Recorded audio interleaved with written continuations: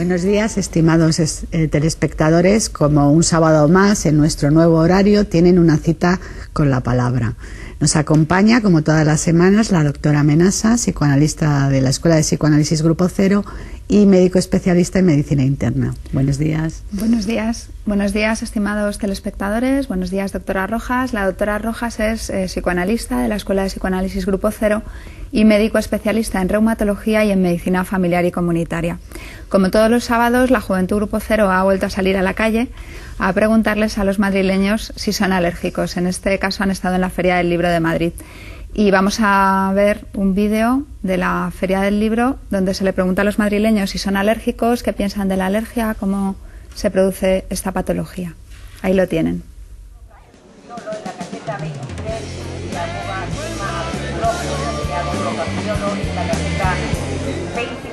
Pues tiene alergia al polen, al serrín y no sé qué más, pero tiene mucha alergia. ¿Y a ti qué te parece que es la alergia? Pues no sé. Una cosa muy rara que hace estornudar. No, pero mi hija sí. ¿Su hija? Alérgica a las proteínas de la leche. Bueno, a distintos tipos de árboles y a las gramíneas y tal.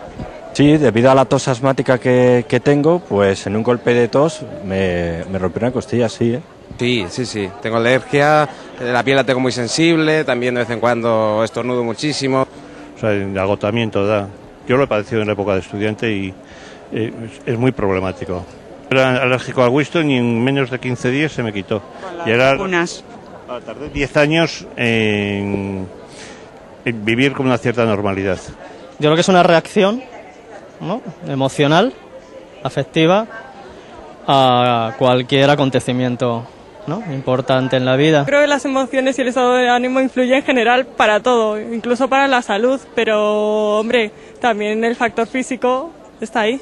Sí, porque la hija, que es la que el peor lo pasa, cuando está baja también la da más. ¿Baja en el sentido de que ha tenido algún problema? Baja de ánimo, sí. Hombre, pues a lo mejor en algunas personas sí puede influir, no sé, en mi caso. ¿En tu caso? En mi caso yo pienso que no. Yo creo que se incrementa un poco, sí, te puede llegar a afectar. Produce por una respuesta exagerada de las células de nuestro sistema inmune hacia cosas que en realidad no tendrían que reaccionar. Es una respuesta exagerada hacia estímulos que hay externos.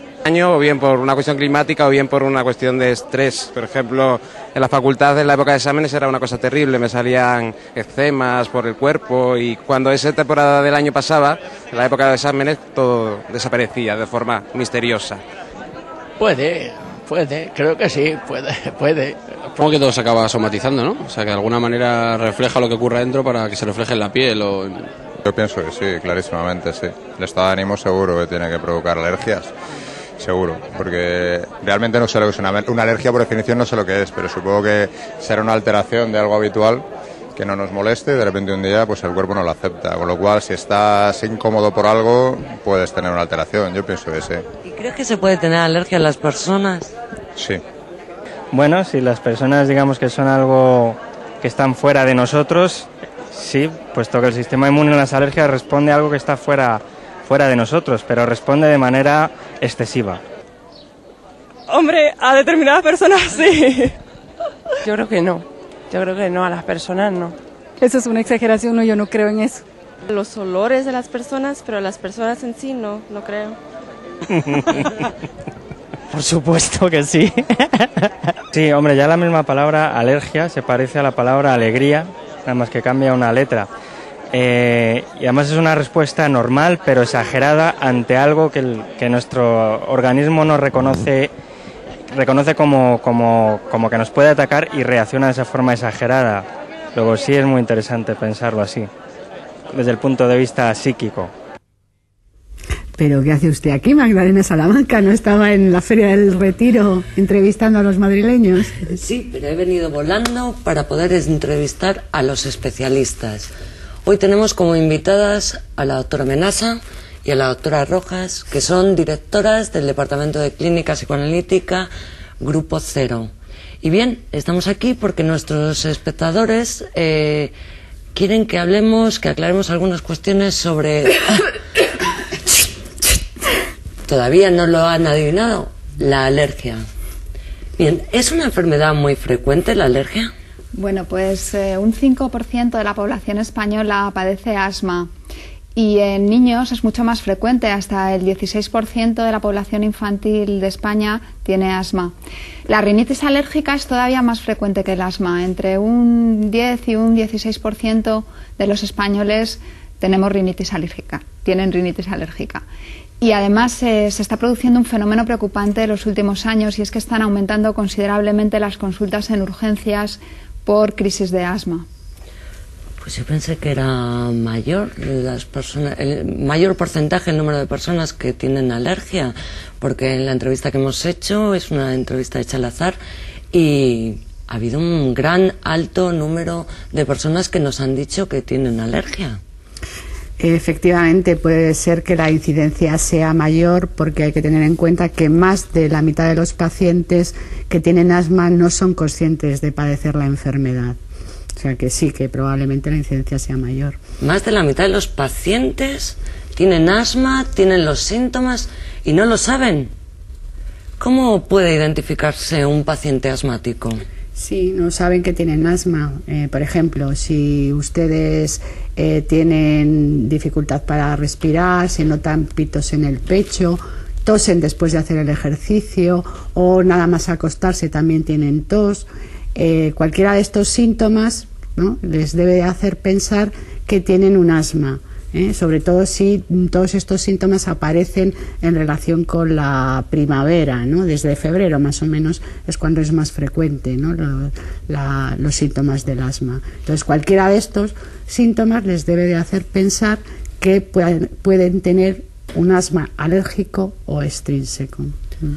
Entonces, si no reconocen los síntomas y no pueden acceder a un tratamiento, no pueden mejorar su calidad de vida, ¿no es así?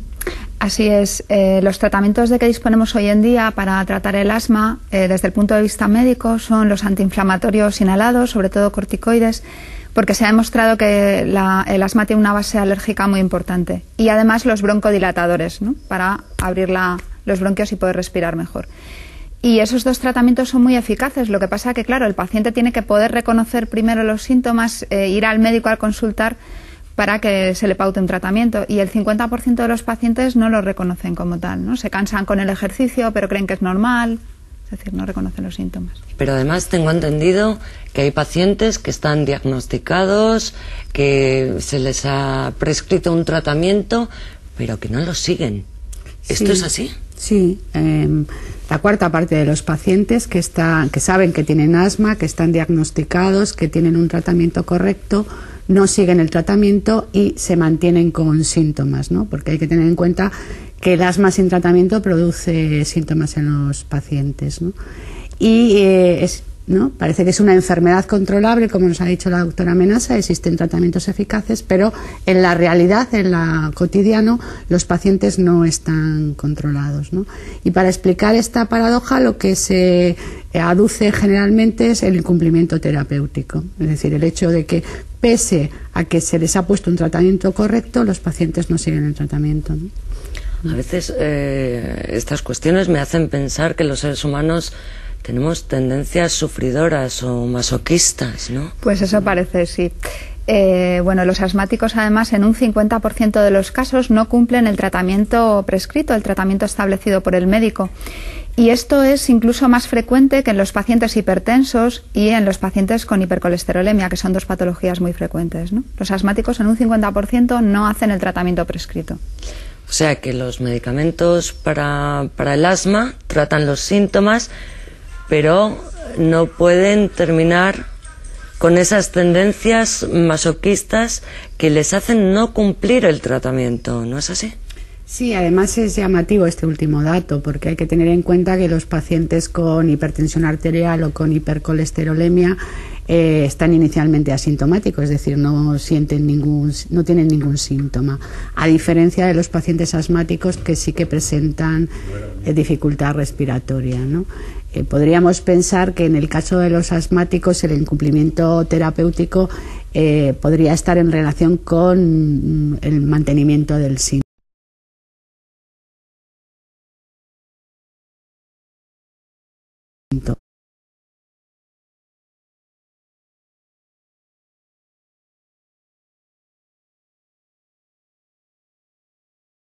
síntoma, ¿no? Como mantener el síntoma, porque bueno, hay, ¿no? Como si hubiera un goce, ¿no? En esa dificultad respiratoria, como en los casos de la anoxifilia, ¿no? Por ejemplo.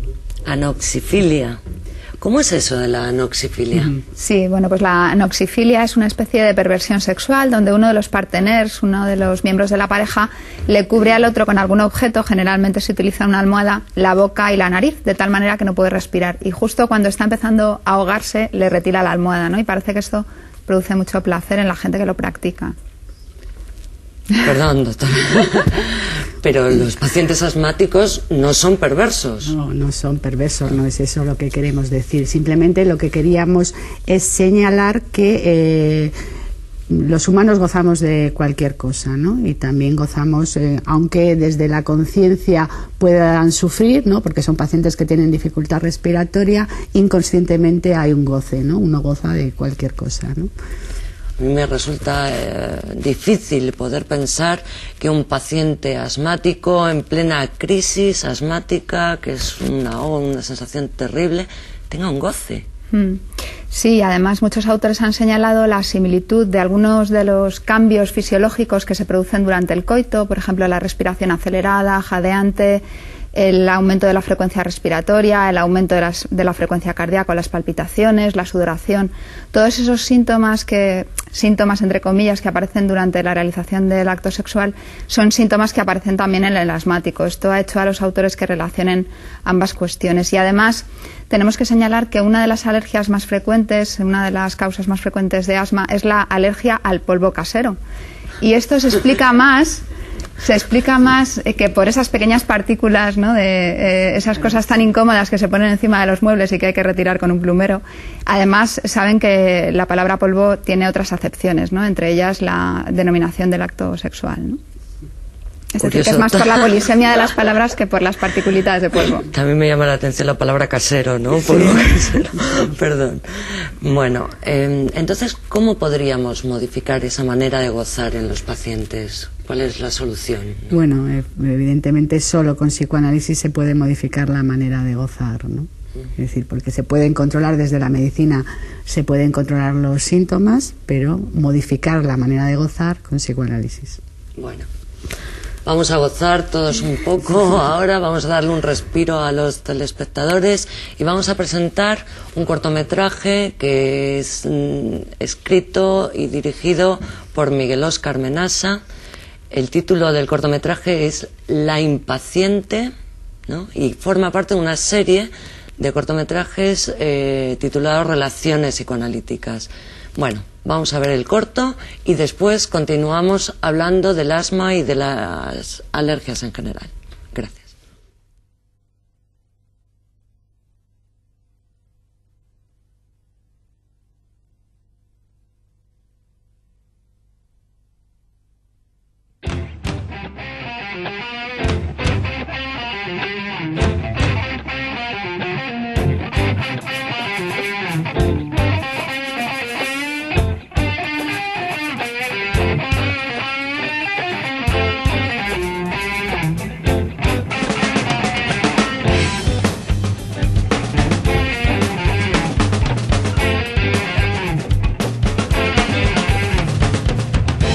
Cuando él me ama, todo el mundo es bueno, todo el mundo es bueno, todo el mundo es bueno.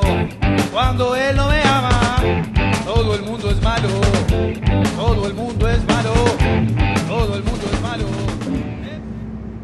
Por ti voy a descender a detalles y simplezas la basura de tus piezas con mi espíritu a barrer, a expurgar tu habitación de sus hálitos perversos y en el humo de mis versos a curar tu corazón.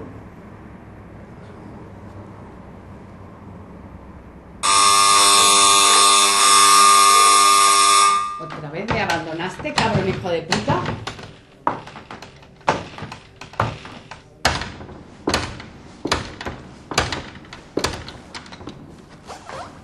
¿Qué pasa, Josefa? Hola, doctor. Creía que no estaba. A mí me da lo mismo. Estaba pensando que si no me quería abrir la puerta me iría a la peluquería. Sí. ¿Vio? Hay cosas a veces que si no se arreglan por dentro, se arreglan por fuera. Adelante, por favor. Hijo de puta, ya me las vas a pagar. Nada, doctor. Estos zapatos ya no los aguanto. ¿Me permite que me desnude? Bueno, si usted quiere hacerlo, pero tiene que saber que yo soy ciego. Solo puedo escucharla, pero si usted quiere desnudarse... No sabía que usted era ciego. Perdóneme. ¿Y cuándo le pasó? Un día de pequeño, me dieron una patada en los huevos y quedé ciego. Después mi primer psicoanalista, amante de los dramas, me dijo que yo había querido casarme con mamá y que por eso me arranqué los ojos, confundiéndolo con los cojones, ¿no? Porque con eso había pecado. Después más adelante un amigo, médico cirujano, me dijo, ¿por qué no te dedicas al psicoanálisis? Que como el amor es el campo a la mirada, a un ciego le viene bárbaro. Entonces yo, a partir de ahí, me sentí un hombre normal, porque había podido transformar una mutilación en una virtud. ¿Y ninguno de sus pacientes se dio cuenta de que era ciego? Bueno, vio cómo son los neuróticos. No ven nada, solo su pasado. ¿Yo cómo me di cuenta? Perdóneme, pero usted no se dio cuenta de nada. Se lo dije yo. ¿Y por qué me lo dijo a mí? Porque a usted la ama. ¿Y cómo sabe que me ama si nunca me vio? Lo que usted ve de mí, eso no lo vi nunca. Pero lo que usted me cuenta de usted cuando me habla, eso lo escuché siempre. Y eso es como ver. Usted para mí era como un dios. ¿Cómo se le ocurrió enamorarse de mí y encima decirme que era ciego? No sé si ahora podré amarlo. Dios sí, comprende. Pero amar a un Dios ciego y enamorado, no sé. Continuamos la próxima. Doctora. Doctora, paciente, actriz, pero bueno. Eso con psicoanálisis resulta parece fácil. que no solamente ayuda a los asmáticos el psicoanálisis. Bueno, seguimos conversando del asma. Respecto a los síntomas, ¿no?, de una crisis asmática, ¿no tienen algún parecido a una crisis de angustia también, ¿no? Tienen muchas similitudes. Sí, como hemos dicho, la crisis de asma se caracteriza por dificultades respiratorias, sensación de opresión en el pecho, palpitaciones o aumento de la frecuencia cardíaca, sensación de ahogo, es decir, que esos son los síntomas, o son muy similares a los de un ataque de angustia, ¿no? Podríamos decir que el ataque de asma es un equivalente del ataque de angustia, es decir, en vez de sentir angustia, el paciente lo que tiene es un ataque de asma, ¿no? ¿Y cómo se explicaría el asma desde el punto de vista médico? ¿Cuáles son la explicación de una reacción alérgica? Bueno, la reacción alérgica es por una respuesta de nuestro sistema inmune, que se supone que es nuestro sistema de defensa, exagerado, ¿no? Es como si sacáramos cañones para matar mosquitos, ¿no? Es decir, la partícula que produce la reacción, que se denomina alergeno, pongamos como ejemplo el polvo o el polen, ¿no?, que son los más frecuentes, en realidad en sí mismo no es dañino para nadie, ¿no?, para el sujeto. Pero nuestra respuesta inmune es exagerada frente a ese alergeno, y entonces lo que daña las células de los bronquios, ¿no?, fundamentalmente, y de toda la mucosa respiratoria en la rinitis, es la respuesta inmune, no el alergeno, ¿no? Es decir, que tiene más que ver con la respuesta del sujeto que con la partícula. O sea que realmente uno puede ser alérgico a cualquier cosa. Sí, efectivamente, a cualquier cosa. incluso a, como preguntaban en el vídeo, ¿no? A veces a alergia a las personas, ¿no? ¿Cómo nos explicarían eso? Porque no es un medio chiste, pero no sabemos si es un medio chiste. No, digo, porque no, medio chiste parece, ¿no? Pero de hecho vino como noticia en el país, ¿no? El caso de un paciente asmático que tenía las crisis de asma cuando veía el retrato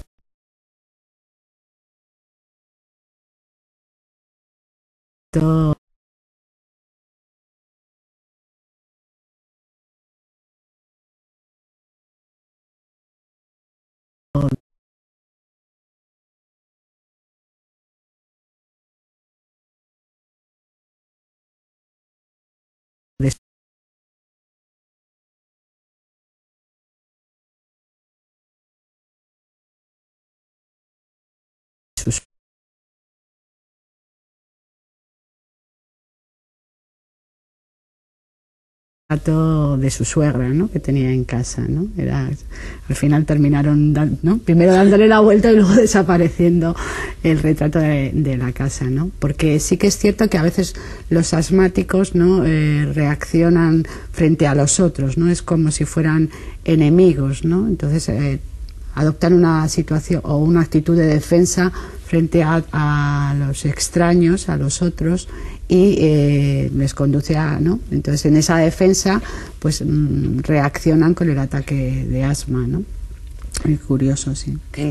Curioso e interesante, ¿no? Porque es como una fobia, como una respuesta alérgica a las personas, como si uno tuviera fobia a las personas, ¿no?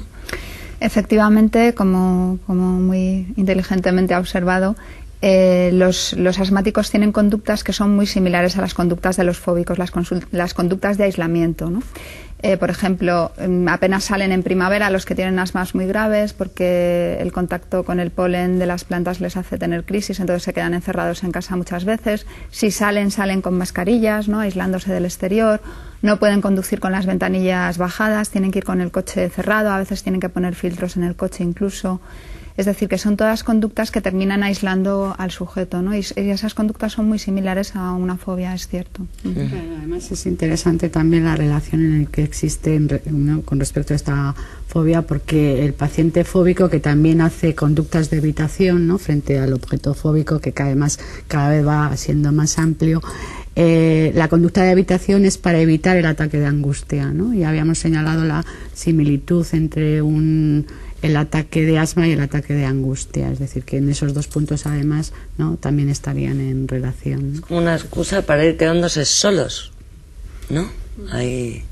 Bueno, pero yo intuyo que la fobia tampoco se puede curar con broncodilatadores o antiinflamatorios, ¿no? ¿Cuál es la salida? Sí, desde la medicina el asma es una enfermedad tratable, digamos controlable, pero no curable, ¿no? Para hablar de curación ya tendríamos que remitirnos al psicoanálisis, porque sí que el psicoanálisis considera el asma como una enfermedad curable. Ya habíamos señalado que de lo que se trataría en el paciente asmático o en el sujeto, digamos, sería modificar la posición psíquica, ¿no? Habíamos dicho que sería posibilitarle nuevas maneras de goce, ¿no? Que no sean sintomáticas, ¿no? Sí, además tenemos un ejemplo de, quiero decir, esto se lleva pensando desde hace mucho tiempo, ¿no? Que el asma tiene relación con ciertos factores emocionales. Hemos visto en el vídeo que situaciones de estrés, como de exámenes, etcétera, pueden precipitar las crisis, ¿no? Y bueno, uno de los médicos más reconocidos de la medicina interna, Trousseau, que es un gran clínico médico francés, en 1800 ya él mismo tenía crisis de asma en relación con el polvo de avena.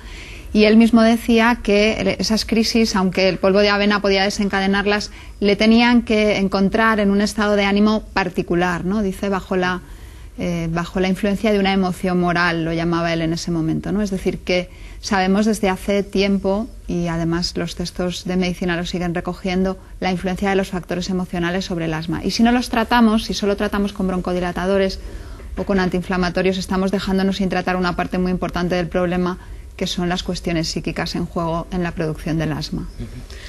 Una curiosidad, ¿qué papel juega la familia? Porque cuando hay un paciente asmático, cuando hay un integrante de la familia que tiene este problema, hay como un cuidado de toda la familia, como una intervención, un requerimiento de todos los familiares, sobre todo de los padres, ¿no? De la madre, diría yo en este caso. ¿Cómo debemos tratar familiares a un paciente asmático? Claro, esto es muy interesante porque se ve muy bien con los niños, ¿no? Los niños frecuentemente tienen el ataque de asma cuando el padre no está en casa, ¿no? En muchas ocasiones. Y además es muy interesante porque cuando llegan a urgencias, digamos que el angustiado es el familiar, ¿no? No el niño que está con dificultad respiratoria, pero no tiene no se le ve angustiado en general, ¿no? Porque habíamos dicho, es el equivalente de ataque de angustia, entonces no tiene angustia, tiene dificultad respiratoria.